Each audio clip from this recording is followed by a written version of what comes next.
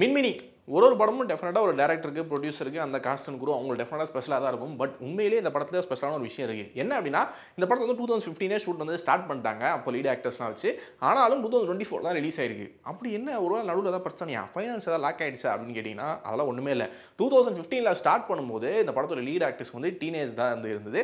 So படத்தில் வந்து அவங்க கிராஜுவலாக ஏஜ் ஆகி அவங்களோட அடல்ட் போர்ஷன் காட்டுற மாதிரி ஒரு செக்மெண்ட் வந்து இருக்குது. ஸோ அதுக்கு வந்து நம்ம இன்னொரு ஆக்டர்ஸ்லாம் வந்து போடாமல் இவங்களுக்கே வந்து நேச்சுரலாக ஏஜ் ஆகட்டும், அப்புறம் நம்ம எடுத்துப்போம் அப்படின்னு சொல்லி இப்போ ரீசெண்டாக ஷூட் பண்ணி வந்து ரிலீஸ் பண்ணியிருக்காங்க. ஸோ இந்த 8 இயர்ஸ் ஸ்பேன் வந்து டைரக்டர், ப்ரொடியூசர் எல்லாருமே வந்து இந்த ஆக்டர்ஸ்க்காக வெயிட் பண்ணி எடுத்துருக்க படம் தான் மின்மினி. ஒரு கான்வென்ட் ஸ்கூல் வந்து ஒன்று இருக்குது. அதில் வந்து 2 ஃப்ரெண்ட்ஸ் இருக்காங்க. அதில் வந்து ஒருத்தர் வந்து ஸ்போர்ட்ஸ் சம்மந்தப்பட்டவர், இன்னொருத்தவங்க வந்து ஸ்டடீஸு.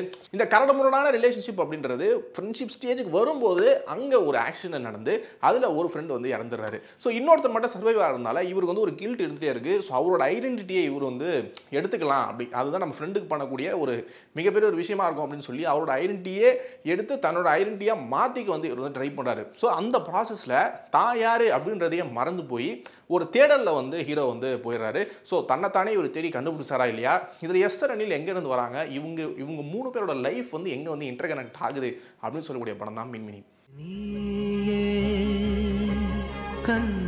இப்போ இருக்கிற மெயின் ஸ்ட்ரீம் சினிமாவில் எஸ்பெஷலி கமர்ஷியல் ஃபிலிம்ஸ் பொறுத்த வரைக்கும் பயங்கர ரத்தம் தெரிக்கிற ஒரு வயலன்ஸ் ஆக்ஷன் இருக்கிற நேரத்தில் ஹலிதா ஷமீம் மட்டும் பார்த்தீங்கன்னா அவங்களோட படங்கள் மூலிமா தனித்துவமாக வந்து தெரியுறாங்க. அண்ட் அவங்களோட இந்த மின்மினிமே பார்த்தீங்கன்னா பயங்கர ஒரு லைட் ப்ரீஸ் வந்து நம்ம மேலே வந்து பட்டா எப்படி இருக்கும், ஒரு திண்டல் காற்று வந்து நம்ம மேலே அடித்தா எப்படி இருக்கும், கவிதை மாதிரி இருக்குல்ல.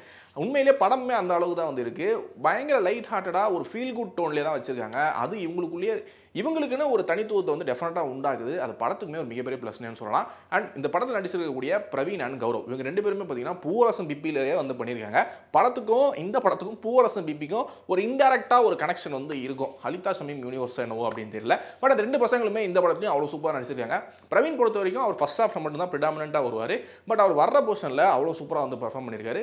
கௌரவ் பொறுத்த வரைக்கும் இந்த சர்வைவர்ஸ் கில்ட்டில் ஒரு இன்ட்ரோவர்ட்டாக ஒரு நர்ட் மாதிரியான ஒரு கேரக்டர் அந்த படத்தில் ஃபர்ஸ்ட் ஹாஃப் வரைக்கும் ஸ்கூல் போர்ஷன்லாம் ரொம்ப நல்லா பண்ணியிருக்காரு. பட் செகண்ட் ஹாஃப்லையும் அதே மாதிரியான ஒரு இன்ட்ரோவர்ட், அதே மாதிரியான ஒரு தயக்கம் அந்த கில்ட்டில் இருக்கிறதுனால ஓவரால் சில இடங்களில் பயங்கர ரெப்பிட்டேட்டிவ் ஆகுதோ அப்படின்ற ஒரு ஃபீல் நமக்கு வந்து டெஃபினட்டாக வருது. எஸ்தர் அனில் அவங்களோட பர்ஃபார்மன்ஸ் பயங்கர மெச்சோர்டாக அவ்வளோ சூப்பராக ஒரு ரொம்ப அதிகமாகவும் இல்லாமல் கம்மியாகவும் இல்லாமல் நீட்டாக ஒர்க் வந்து பண்ணியிருக்காங்க. அவங்கள இந்த கதைக்குள்ளே இணைச்ச விதம்னு ஒன்று இருக்குல்ல, அந்த விதம் பயங்கர போயட்டிக்காக இருக்குது.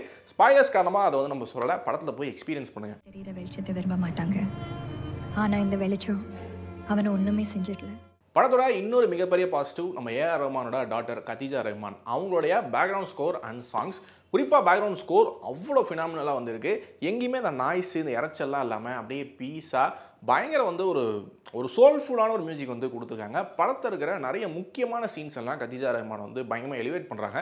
குறிப்பாக வந்து கௌரவ் வந்து தன்னைத்தானே தொலைச்சிட்டு ஹிமாலயஸில் போய் எஸ்தரோட வந்து திரும்ப தான் விட்டு போன அந்த ஆர்ட்டு, அந்த பெயிண்டிங் வந்து வரையும் போது பின்னாடி ஒரு ஆர்கெஸ்ட்ரா மியூசிக் வந்து ஒன்று கொடுத்துருப்பாங்க. உண்மையிலே அவ்வளோ சோல்ஃபுல்லாக நம்மளை வந்து மூவ் பண்ணுது எமோஷனலாக அந்த சீன். நம்ம தலைவர் சினிமாட்டோகிராஃபர் மனோஜ் பரமம்சா அவர் வந்து பார்த்திங்கன்னா காட் லெவல் போய் ஒர்க் பண்ணியிருக்காரு. இயற்கை அங்கே காட்டுற அந்த ரிவர் மவுண்டன்ஸ்னு சொல்லி அவ்வளோ ஏஸ்தட்டிக்காக ஐ ப்ளீஸிங்காக சூப்பராக வந்து அவர் வந்து ஒர்க் பண்ணியிருக்காரு. செகண்ட் ஹாஃபில் அந்த பைக் ட்ராவல் தான், திரும்ப பைக் ட்ராவல், ஒரு இடத்துல போவாங்க தங்குவாங்க, திரும்ப பைக் ட்ராவல் வந்து ஸ்டார்ட் ஆகி திரும்ப போயிட்டே இருப்பாங்க. அந்த பாயிண்ட் ரெப்பிட்டேட்டிவ் ஆகிடுச்சோ அப்படின்ற ஒரு ஃபீல் தான் நமக்கு வந்து டெஃபினட்டாக வருது.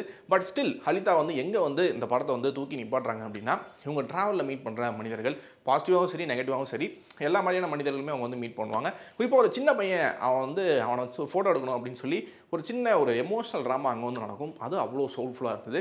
இந்த மாதிரியான சின்ன சோல்ஃபுல்லான விஷயங்கள் தான் மின்மினிக்கும் பயங்கர வந்து ஒரு சோலியே கொடுக்குது அப்படின்னு டெஃபினட்டாக சொல்லலாம். இந்த படம் சொல்ல வர இந்த படத்துக்குள்ளே இன்னொரு லேயர் இருக்குது. என்னென்னா நேச்சர் ஹீல்ஸ் அப்படின்ற ஒரு கான்செப்ட் தான் வந்து சொல்ல வராங்க.